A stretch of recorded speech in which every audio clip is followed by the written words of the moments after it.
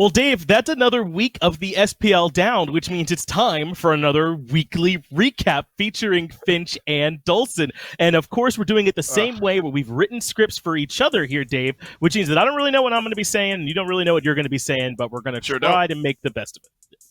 Yeah, sure don't. I see a lot of red highlighted on my sheet here, so I'm nervous about what my eyes are about to go over, but it's going to be some fun. Yeah, it should definitely still be good. I mean, it started off good, right? We started off with E United versus Sanguine, a really good back-and-forth set. It was a matchup between Sanguine, who were actually surging at that time, and E United, who are fresh off of a roster swap. Ionic out and Genetics in. A lengthy Game 1 win would be a great showing for Scream and the new look E United, but that's the only fun that E United would have on Friday as Sanguine win back-to-back games and take the set after a Game 2 demolition, which is somehow an understatement. Now, Game 1 was nearly an hour long. I remember feeling the light leave my eyes about 45 minutes into casting it. And to be frank, don't call me Frank. This one was a slow burn with 7 and 13 kills for E United and Sanguine, respectively, after nearly an hour. Luckily for E United, gold and XP discrepancies don't matter quite as much an hour in. They win a late-game team fight and take the game. We can lump games 2 and 3 together here. Sanguine pummel E United in the early, and the only difference between the two games is that E United hold out for 40 minutes in Game 3.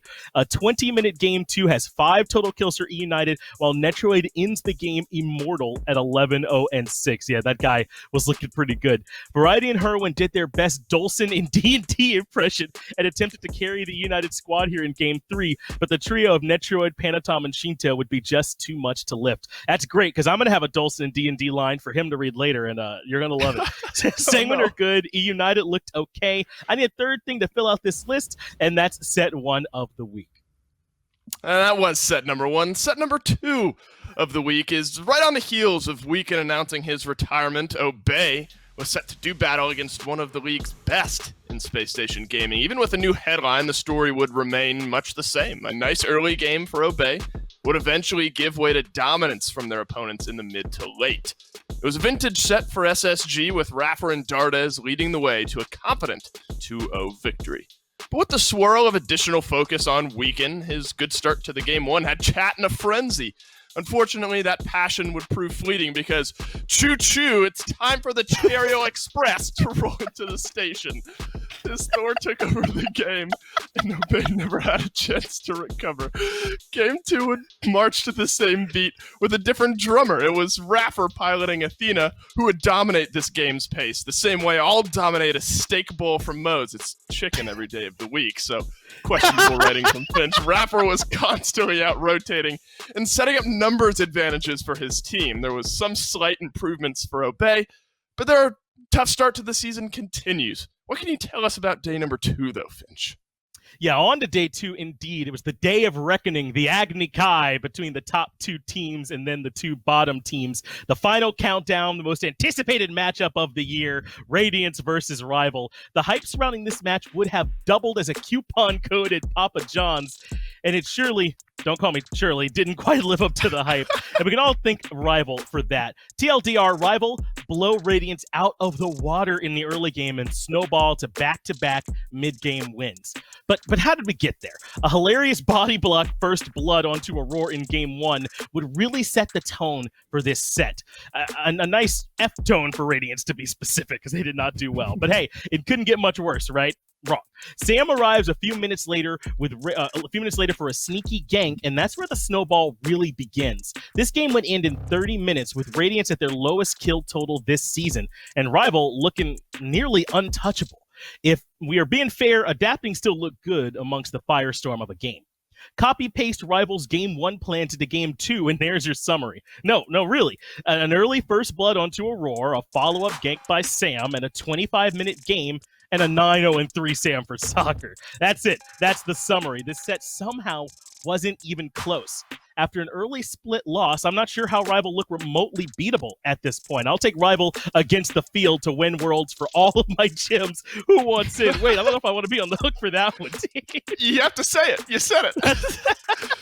That's a binding contract from Finch. Let's see what Finch has me reading, rather, for our 4th set of the week. Knight's first Renegades closed out the day on Saturday with what looked like a close match on paper. Seems to be a theme here this week. The Knights and Renegades both seem to have found their groove lately, but the Renegades looked as though they hadn't eaten their Wheaties that morning.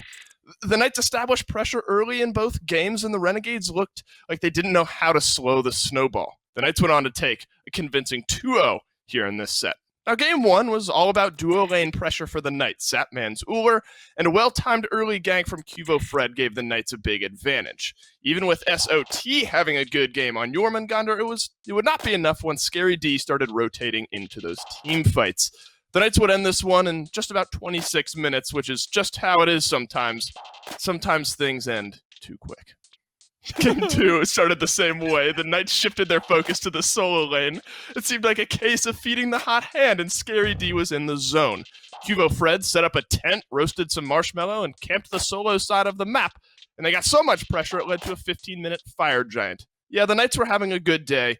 It took a little longer, but less than 30 minutes on the clock, the Knights improved to 2-3.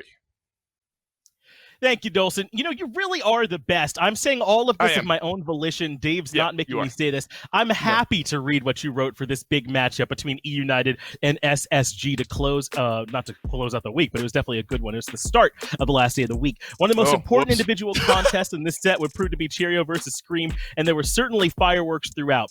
Game 1 goes E United's way after a fantastic base defense by Whirlwind, and Game 2 is rolled over by Scream, and it's E United that take the set 2-0. And don't blame Dolson for that one. I tried to ad-lib and I was just incorrect. This matchup was a fight between two teams that folks can't quite put a finger on. Space Station are stacked, but Mid-Table and E United have shown flashes of brilliance, but haven't consistently been able to put it to good use. Looking into Game 1, things were quite even throughout most of it. Scream and Cheerio both found decent ganks. Stardust played ISIS to some success, and Whirlwind was piling the Morrigan. Those last two would prove to be the most important to look at, as it was E United's Titan under siege and Space Station threatening the end until a respawning Whirlwind transforms into ISIS, drops a fantastic ultimate, and helps his team win the fight and end the game on the other side of the map. Game 2 would end up being somewhat similar. A run-back move speed build for variety in the solo lane and a standout performance from Scream would make the good KDAs from Vote and Dardes fruitless, like my Animal Crossing island. Has Dave made me mention that I play Animal Crossing yet? All in all, this would be one of the closer 2-0 sets he's had in the SPL so far, but it's E United who win it in 2 and plant themselves firmly as a mid-table team. And what was actually the final set of the week, and properly written here on the script that Finch had for me, was teed up to be maybe the most hype. If Sanguine could find the set victory, they'd take the #1 spot in the league, even though it was temporary. The idea that the only LATAM team hope remaining could take the #1 spot had everyone pumped, and they lived up to the hype. Game 1 was super close, but Shinto and Panatom stepped up to make big game-winning plays. In Game 2, Shinto's undying performance put Sanguine over the top, and they secure themselves the 2-0. This really was a back-and-forth set, kind of how I like to go back and forth on whether I like Finch more for his winning personality or dashing good looks. Yeah, flip a coin. I certainly take your pick. I'm not sure how you could. Both accurate and correct, and that's off script. Panatom and Cuvo Fred both had really good games, respectively, in set 1. But only one side had a Morrigan, and that would prove to be the difference maker when things stalled out. One big fight near the fire giant, and suddenly Sanguine had run away with game 1. The second game was even closer, with the Knights stealing away Shinto's Morrigan. He didn't quite see as much success on it, though, and was the focus of a lot of aggression from Sanguine.